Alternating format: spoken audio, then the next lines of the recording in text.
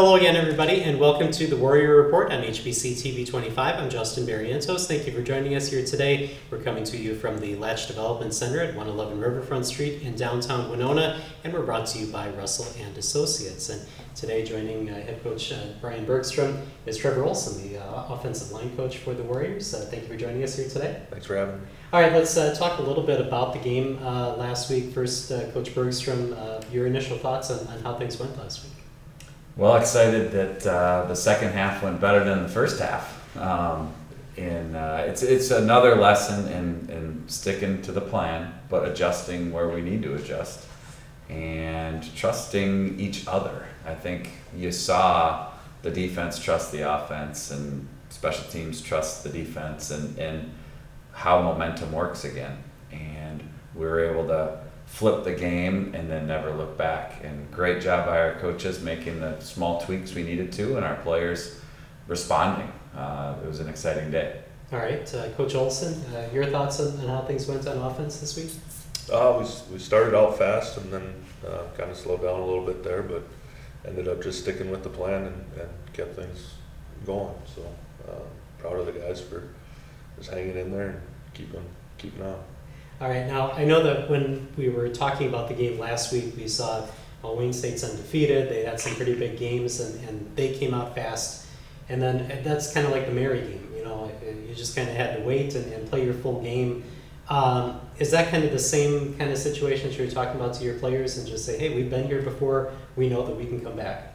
Yeah, I mean, they know that, and we reminded them of that. We want to start faster, and that'll be an emphasis. We don't want it to go that way, but the reality is sometimes it does, and they had been there. And then at halftime, we reminded them that we got a great plan moving forward, and we're not changing a bunch, but we'll change a few things. And the score's 14-7 right now, and we're going to get the ball at the beginning of the second half. So there was zero panic, there was zero doubt. Our guys just went ahead and executed, and we did it and built off each other.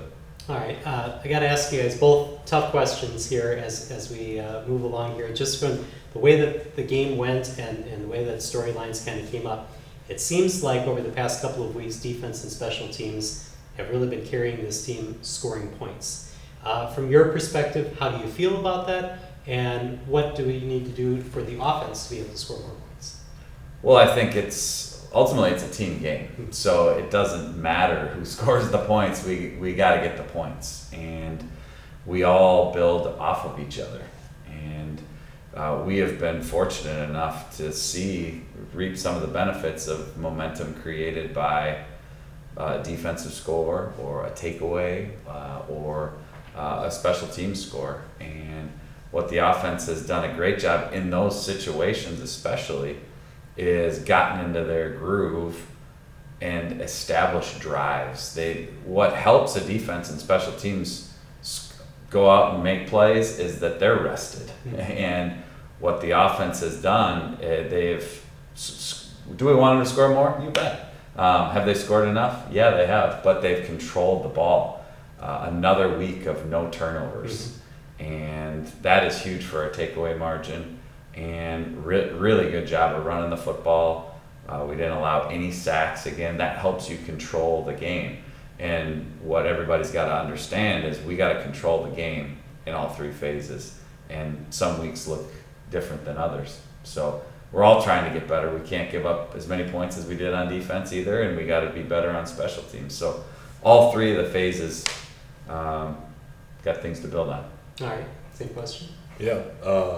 Obviously, we want to be explosive on offense, and we have our things we got to work on. But we've also, like Coach said, we've taken care of the football the last few weeks and haven't turned it over, haven't given them opportunities on short fields and things like that. So we're not finishing drives like we want to. We got to be better in that category of the game and those sorts of things. But at the end of the day, too, we're not putting our defense in a huge bind with a short field a lot of times and things like that. So we're playing good complementary team football.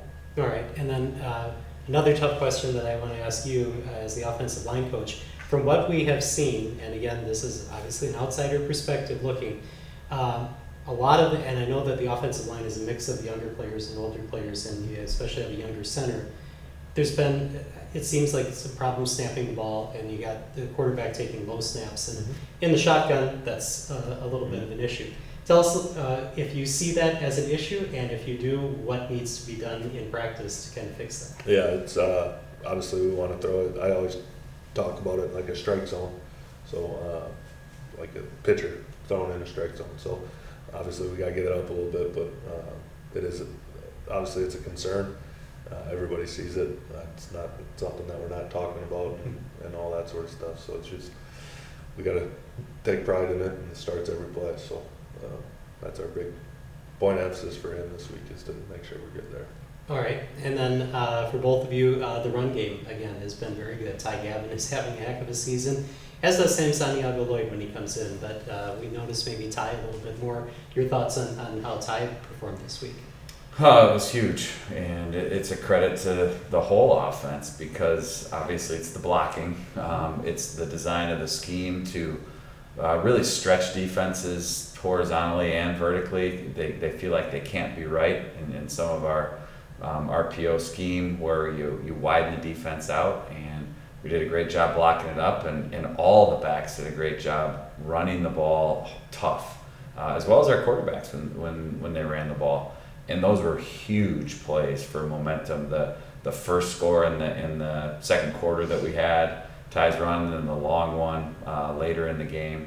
I mean, those broke it open. And again, it's controlling the clock, because we're having conversations on the headset, managing the clock, and it's not our goal. Our goal is to win the game and to have enough points to win the game. And we were fighting against the clock some too, where we were trying to waste time and finish the game, and that's what they did a great job doing it. And for you, I mean, obviously it has to come from the offensive line. They have to create the holes for Ty Gavin to run through.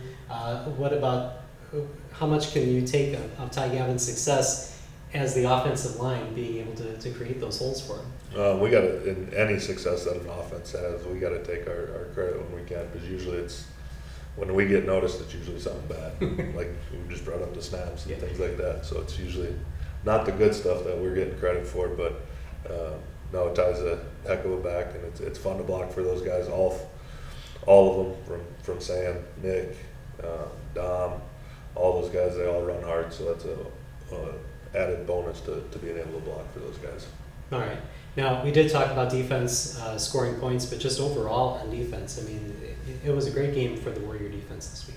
Yeah, we certainly, they had a challenge of some unique offensive scheme and formations, and Wayne State's good. And you saw some of that not go well early in the game, and kind of got our feet underneath us, and they played fast again. And the biggest thing on defense is limiting points. It sounds very simplistic, but yards are not as important as points. And right now the defense is ranked number 1 in the conference in scoring defense, giving up about 16 points a game. And that's where it starts. It's there, and then it's taking the football away. Even when they got some drives going, we picked up a bunch of momentum with the forced fumble or the interceptions that we were able to get this week. So those are the things that stand out, and we can't let some of that success get in the way of some big things we got to get better at down the stretch here. All right, and then the last part, special teams. You did get a field goal this week, but you tried a really longer field goal, and that didn't work out. And that obviously came from last week with 4 40-yard field goals. Tell us a little bit about that and the confidence that you still have in Jake Scott. Yeah, I mean, we're confident in him, and certainly coming off last week, we wanted to continue that momentum, and he had made one at that distance in pregame, and just didn't hit it quite as hard. It was online, but we don't define our belief in somebody based off one kick here or there. It's everything matters that they do in their life. So. But special teams as a whole, another huge week. I mean, from Coach Menich's leadership to all the coaches playing a role, because everybody has a role. Coaches runs our field goal team and extra points, and we're 15 for 15 on extra points this year. But every coach has a role, and our guys know it's important. And obviously huge plays in the game with the punt return and then the blocked punt and big returns on KOR, pinning them down there on punt and kickoff, and that helps you in field position, because field position is one of those things like the clock and takeaways and managing the game that you have to do. So. All right, very good. We are going to take a break here on the Warrior Report, and when we come back, we'll talk a little bit more about the offensive line right after this. The days of classic pro wrestling, you can relive them right here with Classic All-Star Wrestling, featuring wrestling from the 50s to the 90s, the 4 top decades in the history of professional wrestling, from Gorgeous George to New Jack. It's all right here. Classic All-Star Wrestling. Fans, you're not going to want to miss it. Terry Funk, Ric Flair, Hulk Hogan, Andre the Giant, Jerry the King Lawler, and more.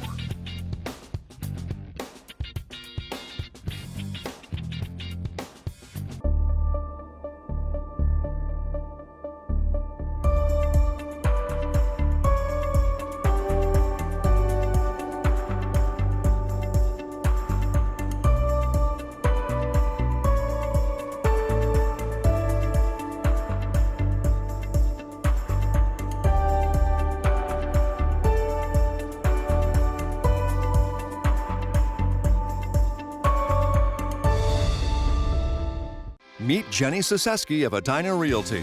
With nearly 30 years' experience, she knows that right now is the best time to sell your home. Jenny will help you get top dollar, higher than ever before.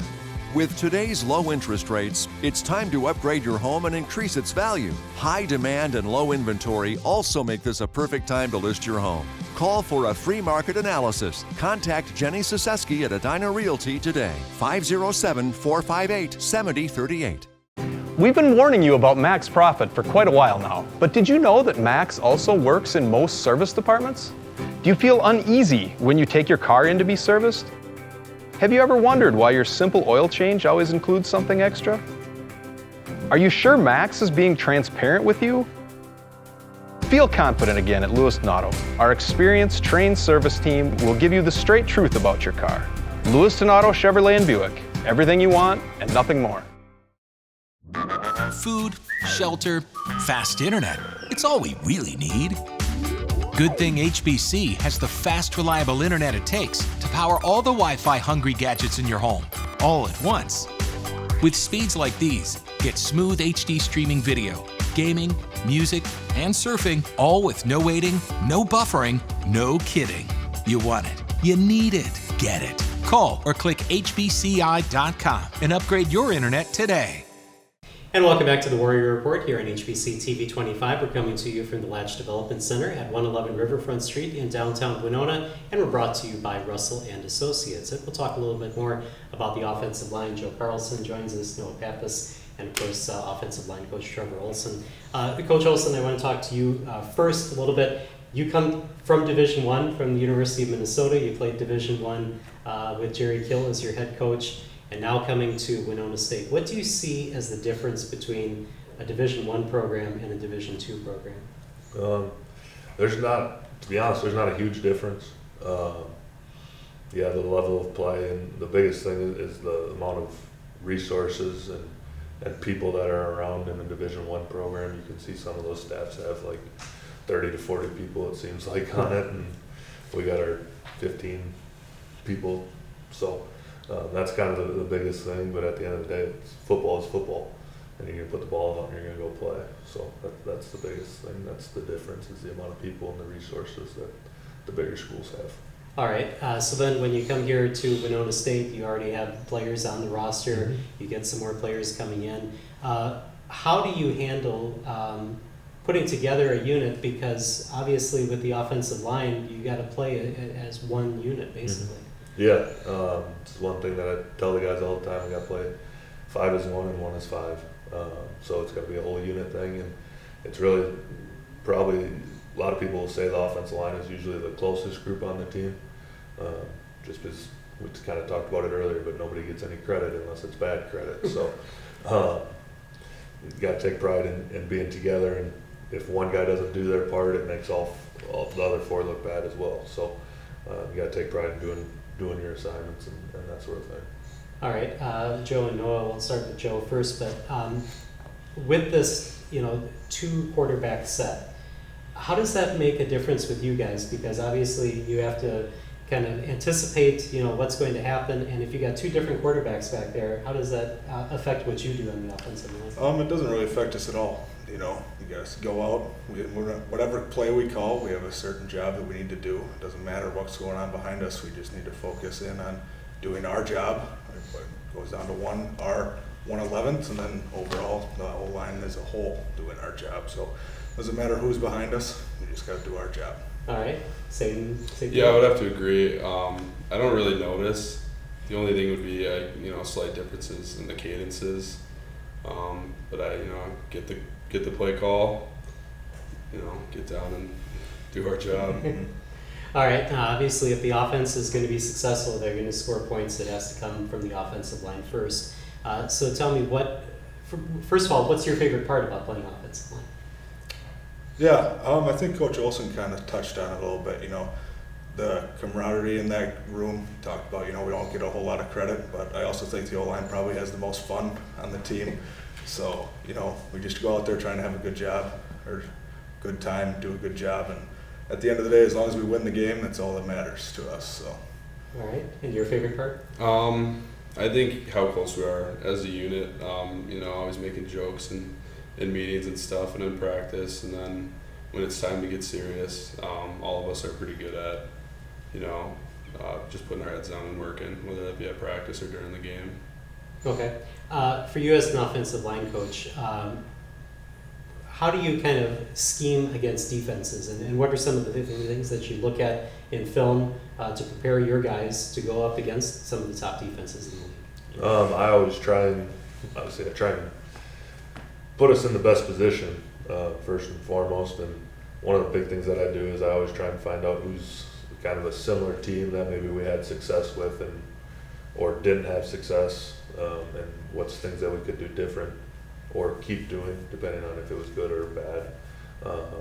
But at the end of the day, it's a lot of giving the guys as many different pictures as possible in practice. I always try and make practice as hard as possible so that they feel on Saturdays that they're able to just kind of cut it loose and, hey, we've seen this over and over and over. We've talked about this over and over and over, and are really just able to kind of try and dictate the game the best that we can instead of reacting and try and make them react to us, what we're doing.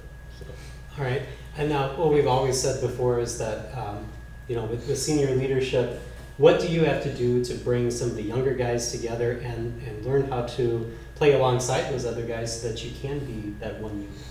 Yeah, I think it comes down to just getting to know each other first off.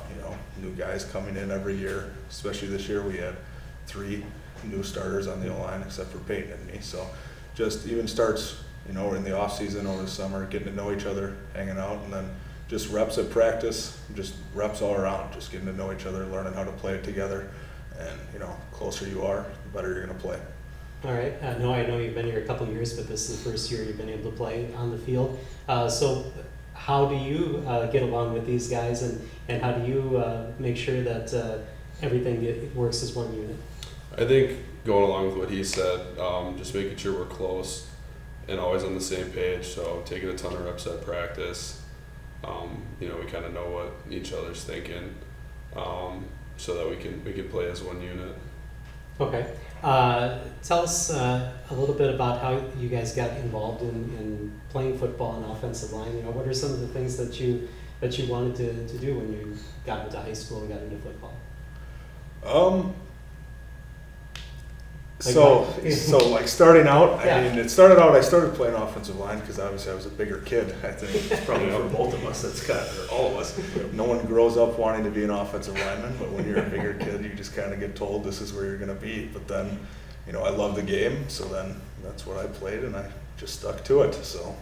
Well, the bigger guys play on defense too. That too. So how do you get to offensive line instead of defensive line? Is it just that the coach tells you, okay, this is where I'm going to put you, and this is where you're going to be? Part of that, yeah. I played both, but then offensive line, I enjoyed that, and I think just kind of stuck with that here going forward as I got older. Okay. Yeah. When I was younger, Minnesota, there's the black stripe rule. I was always over the weight limit, so I didn't really have a choice. I mean, I played O and D line when I was, playing youth football, and then when I got to high school, it was just O line. So, but I mean, it's fun for me. So. Okay. So at the end of the day, the coach will come up to you or whatever and tell you things that you have to work on. So what are some of the things that you have to work on this week to head onto the road for next week? Yeah, I think the biggest thing is just pad level. Sometimes pads get a little high, and that's universal everywhere on the field. That's something that everyone can work on, but I think that should be a big focus this week. Okay. I think so too. Pad level, and then finishing drives for sure down in the end zone. Those are crucial. So. All right, Coach Olson. Yeah, I'd have to agree. Just making sure we're all on the same page. It all starts with that. And then, like Noah said, we got to make sure we finish our drives when we get the opportunities to finish our drives. But it's always stress at that level is where the game started. All right, very good. Well, thank you guys for joining us here today. Good luck the rest of the way, and congratulations on what you've done so far. Appreciate it. Thank you. All right, we're going to take a break here on the Warrior Report. When we come back, we'll talk with Coach Bergstrom about next week. That's coming up right here on TP25.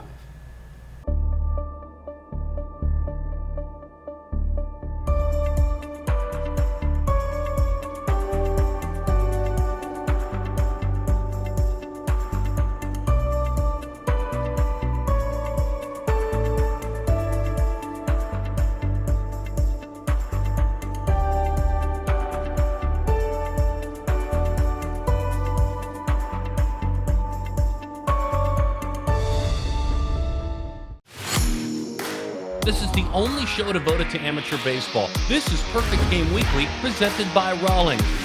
Left-handed stroke, a lot of whip, a lot of natural loft to it.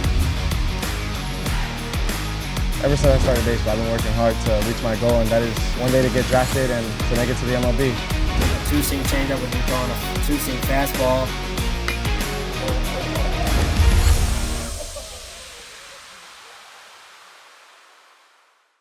Meet Jenny Siseski of Edina Realty. With nearly 30 years' experience, she knows that right now is the best time to sell your home. Jenny will help you get top dollar, higher than ever before. With today's low interest rates, it's time to upgrade your home and increase its value. High demand and low inventory also make this a perfect time to list your home. Call for a free market analysis. Contact Jenny Siseski at Edina Realty today, 507-458-7038.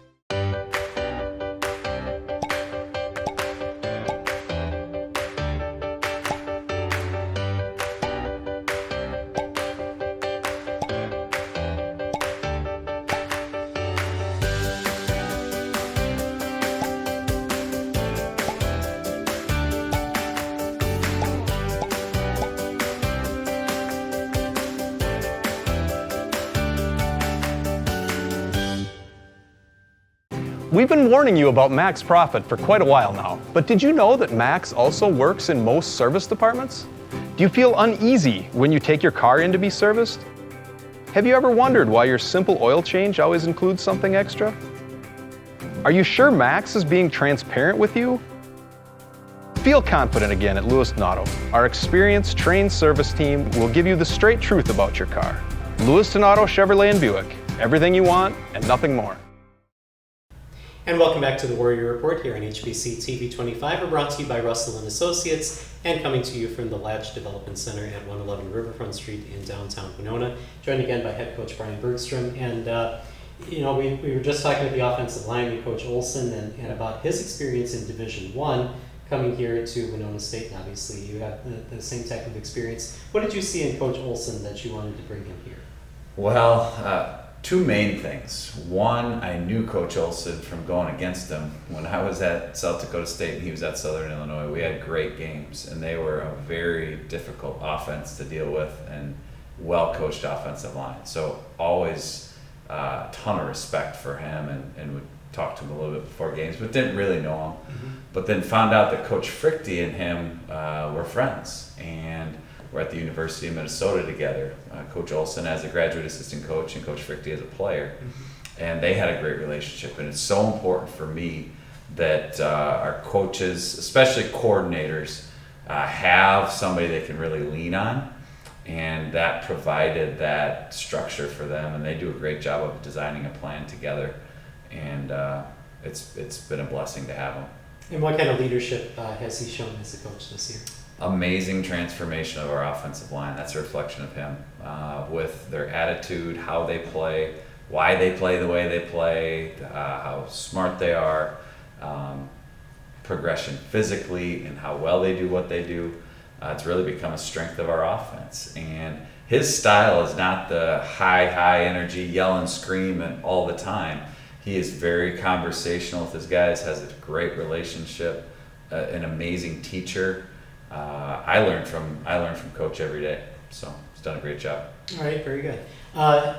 We have a tough stretch coming up here towards the end of the season. You got 6 games left, but only 2 at home. So now you're alternating: 2 on the road, 2 at home, 2 on the road. What do you think the challenges are of that, or are there any? Do you just kind of look at the schedule and say, okay, our next game is up, doesn't matter if it's home or away? I think our guys are, I wouldn't say we play dramatically better at home or dramatically better on the road. Or the biggest thing is just what the weekend entails. And it's a little bit more draining on your body to practice Friday, get on the bus, do in terms of a different routine. I'm not going to class, I'm not sleeping in my own bed. And we're fortunate enough to stay in nice places where hopefully they're getting good sleep. But I don't think it matters if we play. It's certainly more fun to play at home. But there's something fun about the road too, and being together and kind of being isolated. There's way less distractions for everybody. So there's more focus on each other, more meals together, more time together. So it's just relationship building, which is what I love on the road. All right, Northern State is the opponent this week. What do you know about them, and what do you have to do to be successful this week? Well, another quality opponent, and it's going to be a great crowd because it's their homecoming. So I imagine that the energy will be high, and they just came off a loss to Mary, so they're going to be motivated. And I think we got to continue to do what's been going well, playing complementary football. And we got to fix areas that haven't been going well. And on defense, we're going to continue to fight for more consistency. And we can't make week 4 mistakes in week 5 or week 5 mistakes in week 6. We got to mature and continue to grow. We got to be great tacklers in space, and they're going to do some good things against us. But fully confident in all the units. Special teams, we got to do a great job of converting points when we have the opportunity to continue to build momentum in the football game. And then on offense, we got to put a game together where we feel really good about the run and the pass. It's usually one or the other where we felt really good about it, and then limit we kind of took a step back in some of the operational penalties where we had been bad against Bemidji, really good against Moorhead. Took a smaller step back, but those are inexcusable, and we got to do that every week, but certainly this week. Okay, and then injury-wise, how do you look this week, especially considering that the travel roster is going to be smaller going up to Northern State? So I guess decisions have to be made based on injuries and who you can have and who you might need to be replaced. Yeah, we're pretty much going into this week with the same roster available that we had last week. Nothing major for injuries, so everybody should be back. And but you're right, the travel squad goes from 64 down to 58 now, and like we remind our guys all the time, the depth chart's always competitive, it's always changing, and it's how are you playing right now, because those spots become very competitive, and special teams plays a big role. You may not be a starter, but if you're on a few special teams, that ups your value to the football team and what you can do on a Saturday. All right. Well, thanks for joining us again this week, and good luck on the road next week. Thank you very much. And thank you for joining us here on the Warrior Report, and we will see you next time here on HBC TV 25.